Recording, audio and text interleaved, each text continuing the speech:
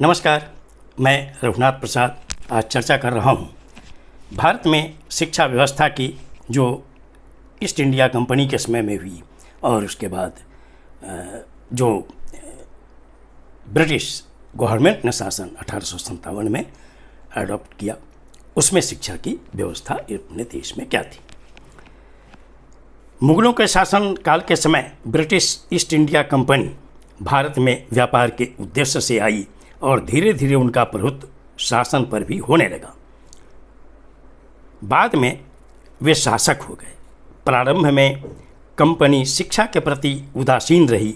बाद में विशेष उद्देश्य से कलकत्ता मदरसा की स्थापना हुई 1781 में और 1792 में बनारस में संस्कृत कॉलेज की स्थापना की गई। यहाँ पर मैं ये कहना चाहूँगा कि ब्रिटिश ईस्ट इंडिया कंपनी के साथ साथ इस देश में बारी बारी से पुर्तगाल से लोग आए, नीदरलैंड से लोग आए, फ्रांस से लोग आए, लेकिन उन लोगों का रुतबा बढ़ नहीं सका। ईस्ट इंडिया कंपनी का ही रुतबा बढ़ता गया इस देश में। पुर्तगाल सिमट कर रह गया गोवा में, फ्रांस सिमट कर रह गया पुदुचेरी में, और नीदरलैंड का कोई ऐसा रहा नहीं। कुछ कुछ भवन वगैरह हैं इस देश में। तो मैं समझता हूँ कि ईस्ट इंडिया कंपनी ने ही मुगलों से सत्ता अपने हाथ में ली और धीरे धीरे जो राजा महाराजा थे उन लोगों के साथ भी समझौते की नीति उन्होंने अपनाई। और उसके बाद जब 1857 में पहला स्वतंत्रता संग्राम हुआ, उसके बाद जब ब्रिटिश शासन यहाँ पर लागू हुआ 1857 में, तो धीरे धीरे इस देश का एकत्रीकरण कहिए, चूँकि इस्लामिक शासन भी जो थे उन लोगों ने भी दक्षिण भारत के ज़्यादातर हिस्सों को भारत में मिलाने में सफलता नहीं पाई थी। लेकिन ईस्ट इंडिया कंपनी से लेकर ब्रिटिश शासन तक आते आते देश में जो बड़ा हिस्सा था, जैसे आज का भारत है जिसमें दक्षिण भारत पूरा आया, पाकिस्तान है, बांग्लादेश है, उनकी उस वक्त तो बर्मा भी यहाँ का हिस्सा हुआ करता था। ये अंग्रेज़ों ने एकजुट किया। 1813 के आज्ञा पत्र के अनुसार शिक्षा में धन खर्च करने का निर्णय लिया गया। अंत में लॉर्ड मैकाले का प्रभाव आया और इनके कारण 1835 ईस्वी में लॉर्ड बेंटिक ने अंग्रेजी भाषा और साहित्य तथा यूरोपीय इतिहास विज्ञान की पढ़ाई का निर्णय लिया। पश्चिमी रीति से शिक्षित लोगों की आर्थिक स्थिति सुधरने लगी। अंग्रेजी स्कूलों में पढ़ाई की ओर लोगों का झुकाव बढ़ने लगा। सरकार ने घोषणा की कि अंग्रेजी पढ़े लिखे लोगों को सरकारी नौकरी दी जाएगी। ज्योतिबा फूले ने 1848 ईस्वी में महिलाओं की शिक्षा के लिए पहला स्कूल महाराष्ट्र में खोला। और मैं यहाँ पर बतलाऊँ कि ज्योतिबा फूले का ही एक प्रभाव था जो हंटर कमीशन का निर्माण इस देश में हुआ था। अंग्रेज़ों ने देश में कई medical college, engineering college, law college और विश्वविद्यालय खोले और बड़ी संख्या में प्रत्येक जिले में देश में स्कूल भी खोले गए। और जो स्कूल की व्यवस्था थी या कॉलेज की व्यवस्था थी, उसमें सबसे बड़ा क्रांतिकारी परिवर्तन जो अंग्रेज़ों ने किया वो ये था कि समाज के हर वर्ग को उन स्कूलों में, उन कॉलेजों में पढ़ने का अधिकार मिला। मैं यहाँ पर स्पष्ट रूप से कहना चाहूँगा कि शूद्रों को समान रूप से उस स्कूल में जाने का अधिकार मिला, कॉलेज में जाने का अधिकार मिला। और यही कारण है कि डॉक्टर अंबेडकर, डॉक्टर लोहिया और कर्पूरी ठाकुर जी ने भूरी भूरी प्रशंसा की है इस बात की कि अंग्रेज के कारण ही शूद्रों को शिक्षा का अधिकार इस देश में प्राप्त हुआ।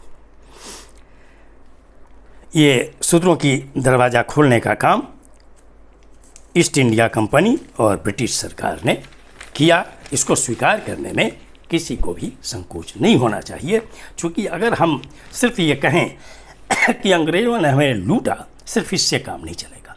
लूटा तो इस देश में आंदोलन हुआ, स्वतंत्रता संग्राम हुआ और अंततः अंग्रेज़ों को इस देश से जाना पड़ा और 15 अगस्त 1947 से हम आज़ाद हुए। लेकिन अंग्रेज़ों ने यह तो कर ही दिया कि हिंदुओं की जो शूद्र जातियां हैं उनको भी समान शिक्षा का अधिकार है।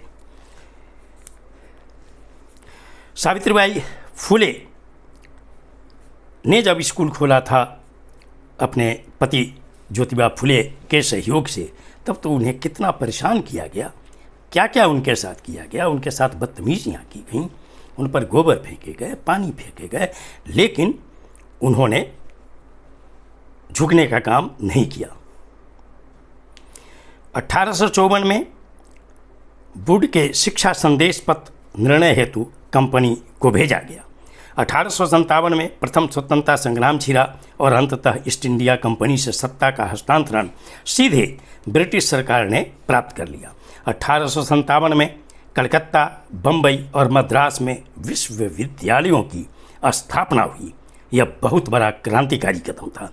ब्रिटिश सरकार ने धीरे धीरे पूरे देश में स्कूल और कॉलेज खोले, जिसके दरवाजे समाज के हर वर्ग के लिए खुल गए। 1882 में सर विलियम विल्सन हंटर की अध्यक्षता में भारतीय शिक्षा आयोग बना और ये आयोग बना था जिसमें ज्योतिबा फूले का जो समाज सुधार का आंदोलन चल रहा था, ये बहुत बड़ा कारक था उस समय। प्राथमिक शिक्षा, माध्यमिक शिक्षा सहित कई तरह की अनुशंसाएं इस आयोग ने की। पूरे देश में स्कूलों का जाल बिछा और कॉलेज भी खुले। इनसे प्रभावित होकर समाज के कई सुधारकों और संस्थाओं ने भी शिक्षण संस्थानों की स्थापना की। फर्ग्यूसन कॉलेज पूना में खुला। इसके अतिरिक्त कोल्हापुर में भी कॉलेज खोले गए, लाहौर में कॉलेज खुले। कोल्हापुर सियासत ने 1894 में, चूँकि राजा उस वक्त छत्रपति साहू जी महाराज थे, इन्होंने तो स्पेशली दलितों और पिछड़ों के लिए विद्यालय खोला और छात्रावास भी बनवाया।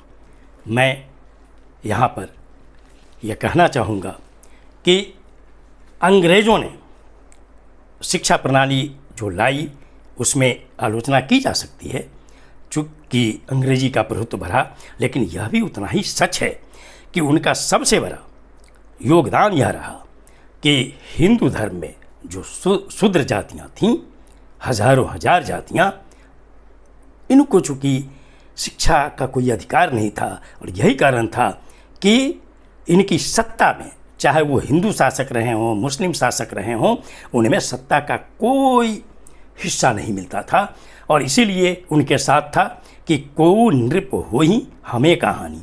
चूँकि शूद्रों को सिर्फ दूसरों की सेवा करना था, समाज के उच्च वर्णों का, और साथ ही उनको मजदूरी करके ही अपने परिवार का भरण पोषण करना था। इसलिए मैंने आज शिक्षा की स्थिति यही बतलाई कि जो लोग बार बार ये कहते हैं कि अंग्रेज़ों ने शिक्षा की प्रणाली को चौपट कर दिया, वे सिर्फ अपना बचाव कर रहे हैं। और उनसे मैं यह पूछना चाहूँगा कि अंग्रेज़ों के आने के पहले जो हिंदू शासक थे, मुस्लिम शासक को छोड़िए, हिंदू शासक जो थे, उन लोगों ने क्या किया? उनके खोले हुए कितने स्कूल और कॉलेज इस देश में थे अंग्रेज़ों के आने के पहले। मुस्लिम शासकों ने मदरसा और मकतब की प्रणाली जारी रखी, तो हिंदू शासकों ने गुरुकुल की परंपरा कायम की। इससे समाज का जो बहुसंख्यक वर्ग था 85%, उसका कोई भला नहीं होने वाला था। इस शिक्षा जो नए नए स्कूल खुले अंग्रेज़ों के समय में, जो कॉलेज खुले, चाहे वो मेडिकल के हों, इंजीनियरिंग के हों, जनरल एजुकेशन के हों, इन्होंने यहाँ के शूद्रों में शिक्षा के प्रति ललक जगाई। चूँकि बड़े वर्णों वाले लोग जो थे, राजा महाराजा जो थे, नवाब वगैरह जो थे, या जो जमींदार वगैरह थे, उनके बच्चे तो पढ़ने के लिए विदेश चले जाते थे। ये वीडियो आपको अच्छा लगा हो तो निश्चित तौर पर लाइक करें, शेयर करें। अब तक मेरे चैनल को आपने सब्सक्राइब नहीं किया, सब्सक्राइब करें, बेल आइकन को टच करें, ताकि मेरे हर आने वाले वीडियो का नोटिफिकेशन आपको तुरंत मिल जाए।